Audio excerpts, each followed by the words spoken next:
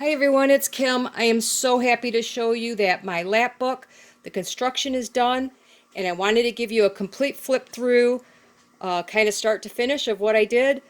And I just want to thank you for those of you who've been following me and commenting on my Lapbook. I appreciate you being here with me. It kind of makes me excited to continue and, do some more. And anyway, let me get started.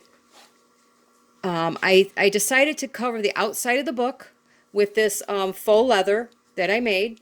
There are videos out there, so if you look back, you'll see it. I liked I didn't need a closure on it, but I liked that the lace added a little bit of, elegance to it.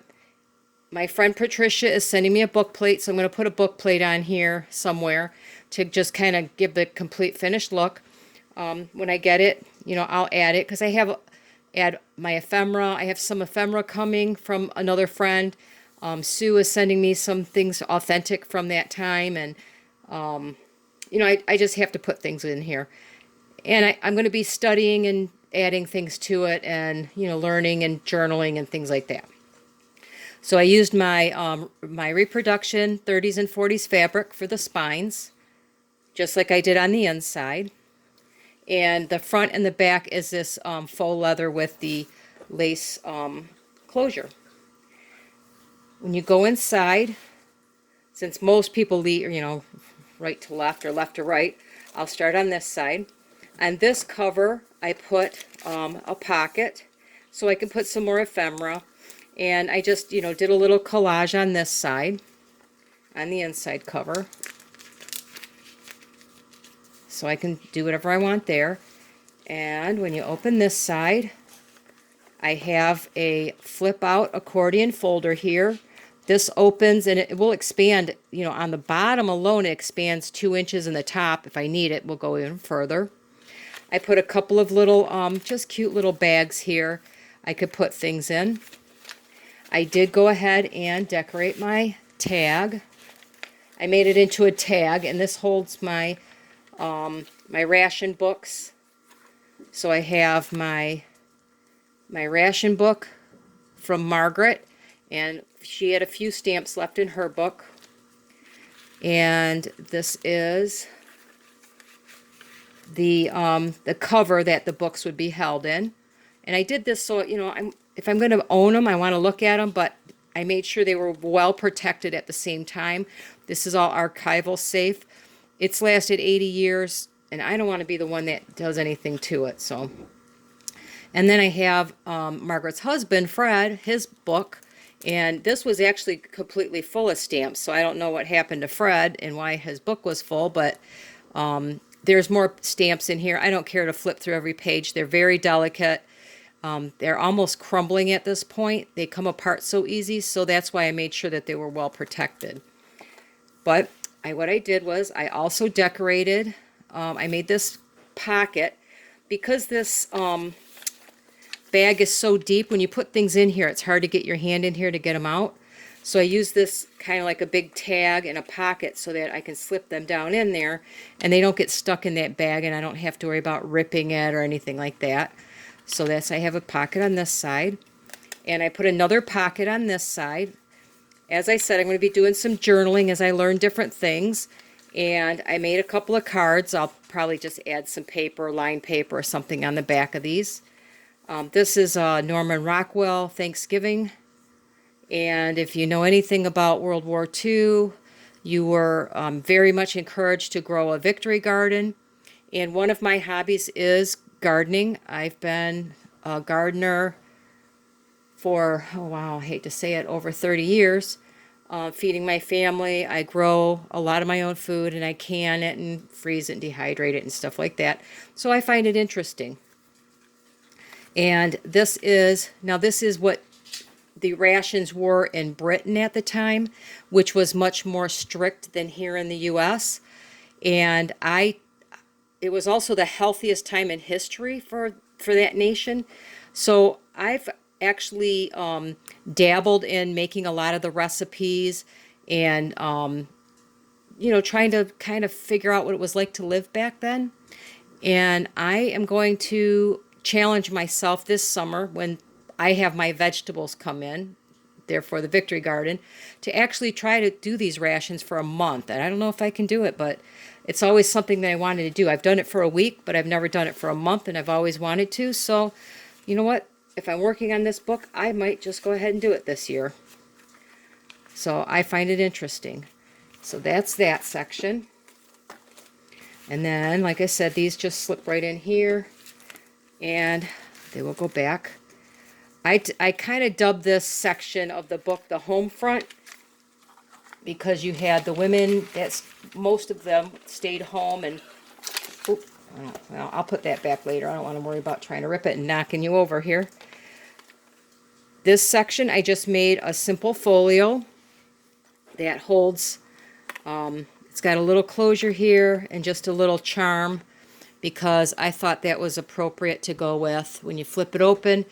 This was actually out of a magazine that was about World War II, and this is actually an ad at the time for silverware, where they were starting to realize that the war is almost done, and you know, they're going to be coming home and they want to start selling things. So this was an ad for silverware, but I just thought it was such a beautiful picture of, you know, Daddy coming back home and seeing his little girl probably for the first time in years. You know, my imagination starts going.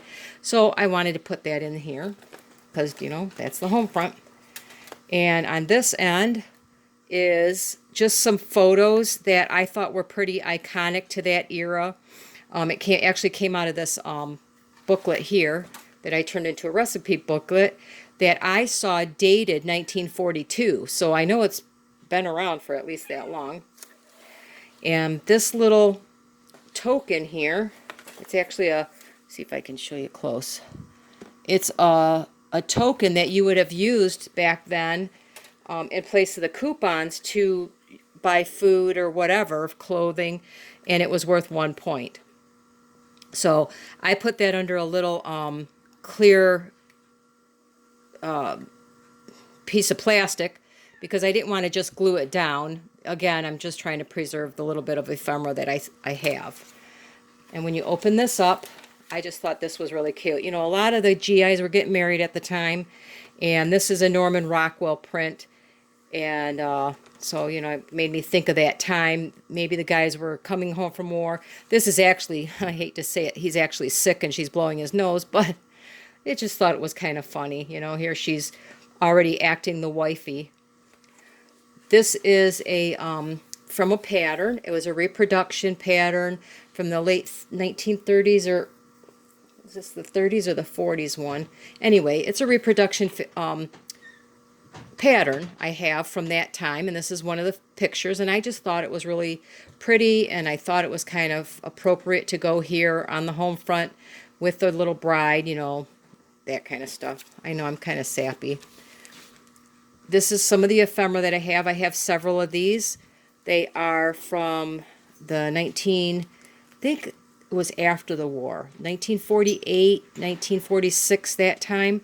Mr. Lewis Poppy was selling eggs to this produce place, and I have a bunch of the receipts from back then. This pocket here holds two of my small, they're the only ones that fit in here. I have several cookbooks, but these are some of the authentic recipes that were done at the time, with a lot of the photos and things like that. So I just wanted to make a special pocket to hold those books here. And this one has some really awesome pictures in it of some of the paintings and stuff that they would actually hire guys to go around and paint these photos out in the fields as the farmers and such were working. You'd have guys that traveled all over the countryside drawing these pictures of the war. Because, you know, they didn't have the best photography and such back then. So they actually commissioned paintings. And I just think they're beautiful pictures. And I like this one more for the pictures than I do for the recipes. So I look at this one a lot and just kind of let my imagination go as to what it would be like for if I was one of these ladies out there driving the tractor and things like that. So, yeah, I know, I'm kind of sappy. All right, so let's see. The next section. In the center here, I haven't put them in there yet, but I'm going to be filling this with all the recipes that I found these cards, and I'll probably flip them back this way as I write my recipes on them and not have to see the ABCs and such. But these are some index dividers that I found, and I think the box was dated 1950 something, which is pretty cool. So I'm going to write my recipes as I decide to, if I do this thing in the summer, maybe I'll put one recipe a day down in here. It holds 24, and that would be almost a month's worth. Then I can decide whether I like them or I don't like them. So I made that. And that was, like I said, from this booklet that I found. Roaster. It was a roaster, pan. The opposite side, now this is the war side, the men at war and what was happening in that time, during that time. And obviously this was right towards the end of the war. They finally got them, and, they're making the big announcement that, Hitler is dead, and he's thankfully no longer going to try to rule the world. In this section, I have a place I can put lots of journaling cards. I can put photos. I can put whatever I want. I tried to put a lot of envelopes and such here. On this side, I don't know what I'm doing yet here. Like I said, I'm waiting to get some of my pictures and ephemera in. I'm going to add some kind of pockets here, depending on what I get. I might add some extra flips or whatever, but I just wanted to have a blank canvas to work on. Over here, obviously, the end of the war has come, and they're celebrating. And I'm probably going to put some kind of like something up here with a flip of some kind, so that I can add more in this section as well. But I don't know yet because I don't own it and I haven't researched it yet. So on this side, I put lots of little envelopes here. Well, it goes like this when it's closed. So it's cute. And then I have the 3 envelopes, and then I have a photo of the Enola Gay. If you're not aware, the Enola Gay is the one that dropped the first atomic bomb, which was instrumental in helping end the war with Japan. And I made this pockets here. Oh, I don't have anything handy I can show you. Anyway, there's 3 little pockets here. And they're made in such a way, especially for this one, you put a envelope or something behind it so that if you have something smaller, it doesn't fall all the way to the bottom. And I have videos on all of these things, but I'm just showing you guys what I did. On this section is my kind of information here. This is what Europe looked like prior to World War II. This is, all the independent nations and such like that. Behind that, there's an envelope. I could put more ephemera in here. This little tag is kind of how Asia was divided up after the war. And this key shows who ruled what area, I believe. I know on the other side it does. And this is what Europe looked like after. And each one of these colors, for example, NATO controlled the pink sections, and the Soviet Union controlled the green sections, and so on. So I thought that was pretty appropriate for this side of the book. And then we always question, are we really at peace? This was, May 1945, the end of the war. And this is kind of one of my favorite little things that I found here is, let me see if I can show you this easier. This section, this is a copy of the letter that I found in the American Experience, American Heritage. It's a magazine that I had. And this is the actual copy of the directive to drop the atomic bombs. They had 4 cities chosen. As you know, we only had to drop 2. Thankfully, they didn't have to do more than that. But this was, this is it. This is that telling them, go ahead and do this. We need to end this war. And I just really thought it was really, really appropriate and fitting for my book. This here is the very simple, very straightforward, that the Germans have surrendered. It just says the mission of this Allied force was fulfilled at 0241 local time, May 7th, 1945.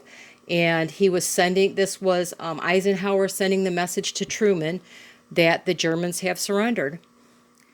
And this here is a copy of the Japanese surrendering, their final surrender, and he's actually signing the papers of surrender. So that is that section. And this one is just more of a, again, a storage folio area. I have a pocket here, a large pocket for any large pieces of ephemera that'll go here. And I have these 3 pockets. It's hard, I'm afraid I'm going to drop it off the end of the table. I have these 3 pockets here. I have 3 pockets here, and then I have a large tuck right here. So that's it. That's the entire book. And I really, really enjoyed making this, and I'm really going to enjoy doing some research. And maybe in a few months from now, I'll be able to come back and give you guys a tour of what I was able to put into my book.